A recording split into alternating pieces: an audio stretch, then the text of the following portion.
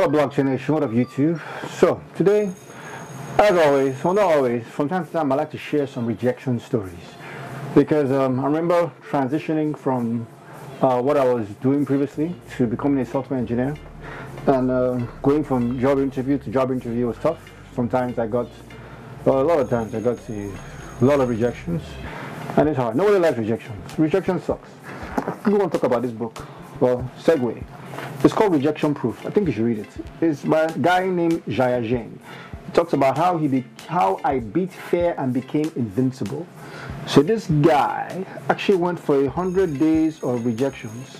He looked for ways to get rejected every single day for 100 days. That is cruel and unusual punishment. Crazy stuff.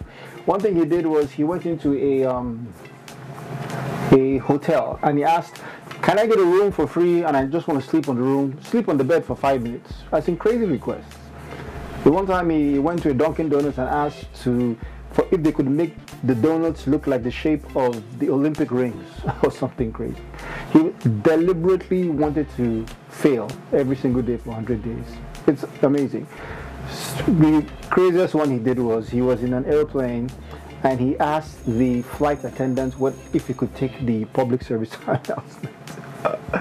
Rejection sucks, but I like his mindset. He was a very tight, shy, and timid guy. Went through that for 100 days, and he just became numb to rejection. Well, maybe not numb, but you get my point. He just became pretty much rejection proof. Now he has his own business. The story goes on. Stuff to watch. Great to watch. Anyways, I say that to say, so I don't really like rejection. Nobody does. But there has to be something you get out of it. You know? You're already in pain, so you might as well get something out of the experience. So I like to share my rejection story. So I want to share this story, and I hope it helps somebody out there. Where I was applying for a particular role. Now, in my opinion, when you're applying for a role, my experience is, I would say, in all my in my interview process, when I was going through all those interviews, I realized that there are some things that you should know. 5 things.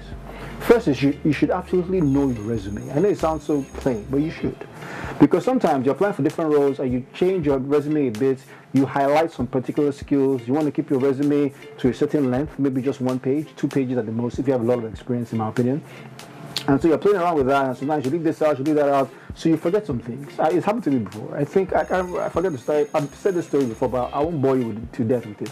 But bottom line is, not point of me repeating it, I'll put a link below of what the video I did about that. But just know your resume, know what is on your resume, and be able to defend every single thing that's on your resume. So you should know your resume. Before you send it out, make sure, hey, this is my updated resume, know your resume. That's the first thing. Second thing is lock down your elevator pitch. The interviewer will go on about, this is what the role is about, this is what the role is, this is what we do, and this is a background about us. Now, tell me about yourself. Tell me about yourself. Those 4 words can change your life. So, in that phase, know your elevator pitch. Your elevator pitch has to be your experience. You have, in my opinion, should tie into your story something that is a huge takeaway for the company.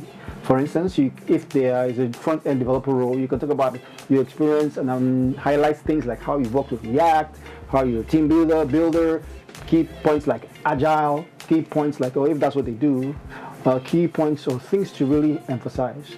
So lock down your elevator pitch. Know it by heart. Know your elevator pitch. Know your story. Be able to say, like, if somebody asks you where you're going down an elevator, what do you do? What's your experience? You should be able to say it fast. That's your elevator pitch. Know it, your elevator pitch.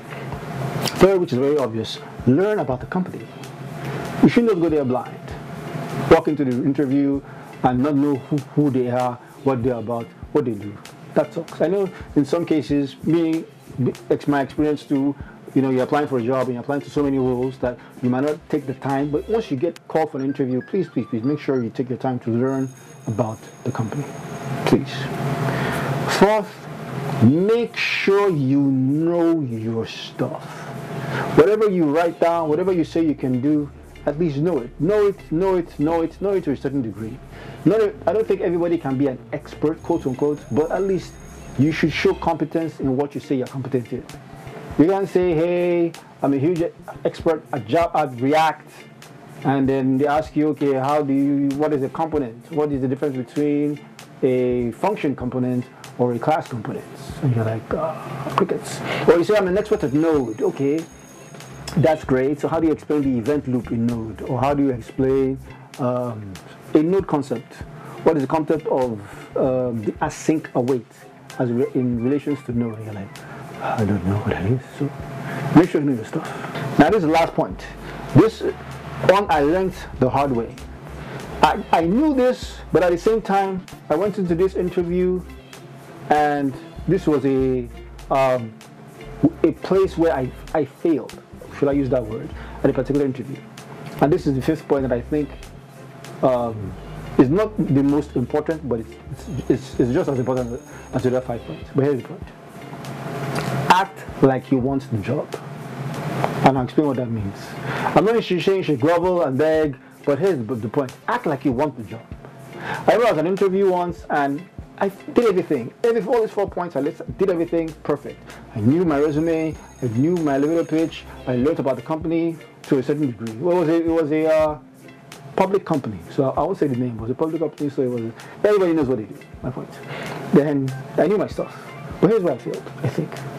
Looking back now, reflecting on this, because you always have to reflect on your failures, is this. When they asked me a question like, okay, why do you want to work here? That's very key. That's a very, very key question. Why do you want? So in that, you have to act like you want the job. That's where you sell, not just yourself, you sell the company and you sell yourself to the company. You say, hey, I love this company, it's a great fit, I love whatever it is they do. I love, I don't know, cars, whatever the company is about. And then you now tie your resume, your experience, your elevator pitch into that. It's such a great company, such a road. I think it's a perfect fit for me. So I remember I was like, why do you want this job? And I was like, honestly, I almost said out loud, I don't know.